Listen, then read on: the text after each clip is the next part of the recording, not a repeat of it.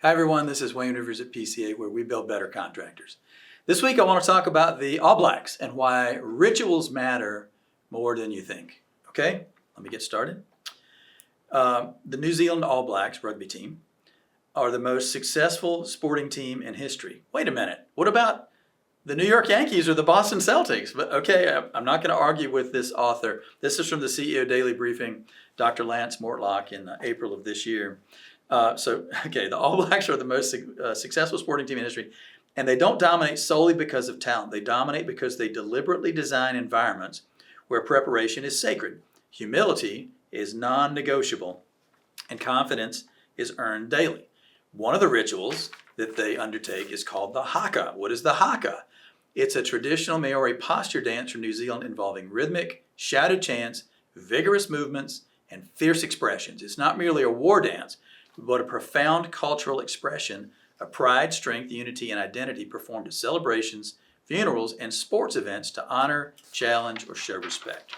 So the All Blacks, the rugby team, and the haka, a traditional New Zealand form of dance. What has all this got to do with running a construction company? What about this is important to you, for gosh sake? Well, Dr. Mortlock makes the point that rituals, whether it's in sports in this case or in business, are more important than you think, and he'll give you some reasons. So I'll go through those in a second. Okay, let us begin here. For leaders, the question isn't whether rituals belong in business, it's whether you are intentional enough to design them with meaning and brave enough to live by them. I like that.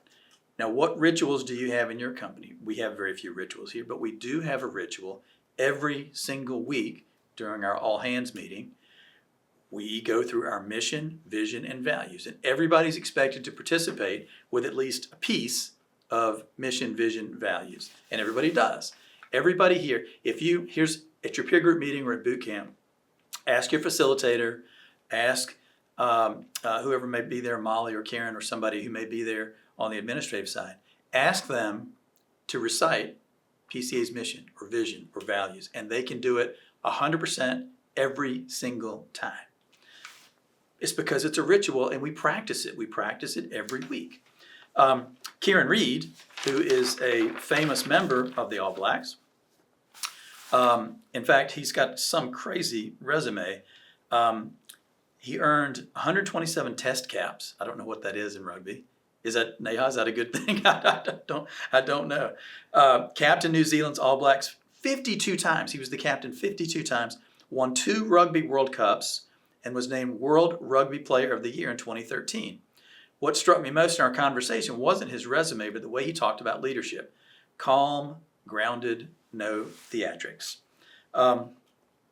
He talked about the haka. Outcomes come from a great culture, and culture isn't a nice to have. This guy's talking about rugby.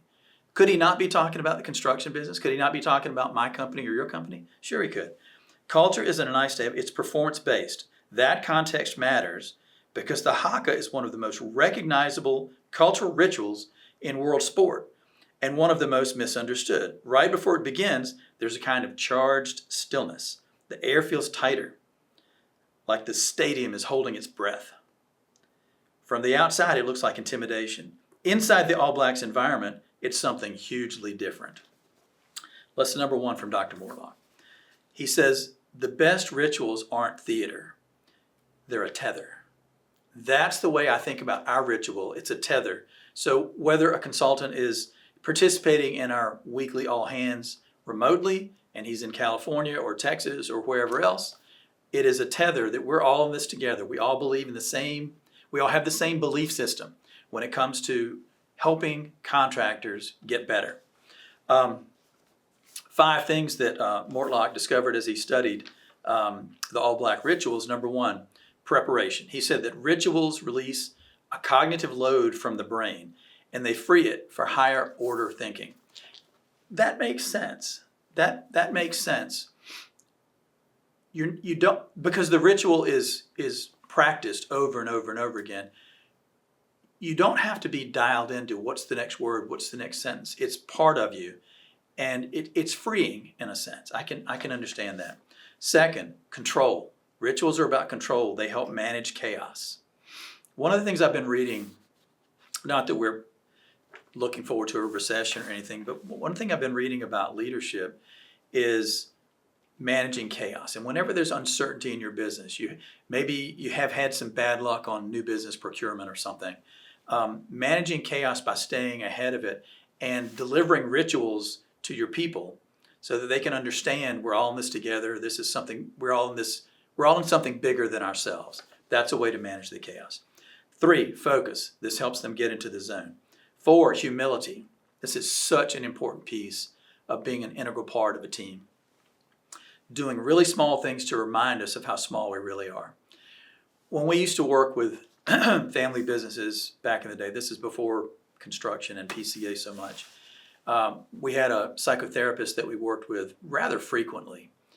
And she always wanted to do our fractious family meetings at the coast, near the ocean, or in the mountains. Why? She said, when you're exposed to the power of the water at the coast or to the grandeur of the mountains, you realize there are things in life bigger than you, bigger than your problems. And she thought that was so important to have people grounded in the sense that we're, while our troubles may seem quite problematic at the moment, there are other things in life bigger and more important than us. And 5th thing is confidence. He said that meaningfulness keeps us grounded.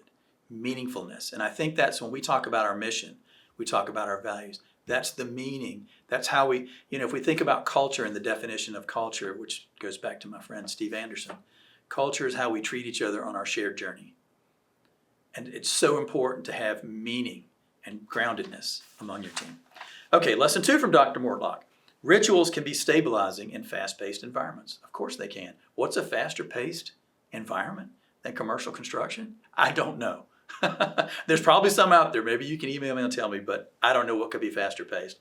And lesson 3, why do rituals fail? They fail because they're borrowed, inconsistent, or incongruent with how leaders behave. I've seen this. I've seen companies that have mission, vision, values, all that stuff. But leadership behavior is somewhat incongruent. I remember getting a call from one of my favorite members, 15 years ago, 20. And there was a minority partner in the business that was behaving unethically. And it was so inconsistent with my friend and so inconsistent with the values of the company. He knew that he needed to separate that person who was in a great position of responsibility from the organization because of this unethical behavior. He knew it. The only reason he called me was to ratify it. He knew in his heart exactly what he needed to do. He just called me because he wanted somebody to say, yeah, pull that trigger, man. You're doing the right thing. And he never looked back. That's the thing. He never looked back. When someone is behaving inconsistent with your values and you decide to separate from them, there's going to be anxiety. Nobody likes to have to let people go. But you'll never look back, most likely, from that. And you will have made a decision that cements the values in your organization. Lesson 4 from Dr. Mortlock. Leaders who ritualize their own behavior are calmer, clearer, and more decisive. Okay? I like this entire article. I think there's not enough ritual in business. There's ritual in all kinds of things, sporting events, religious events, weddings, funerals. There's all kinds of ritual that we experience in our weekly, monthly, yearly lives. I don't think there's enough of it in business. I really don't. Okay, final quote.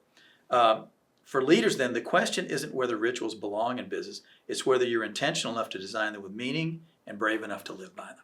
Okay? What do you think? Email me, wrivers@performanceconstruction.com.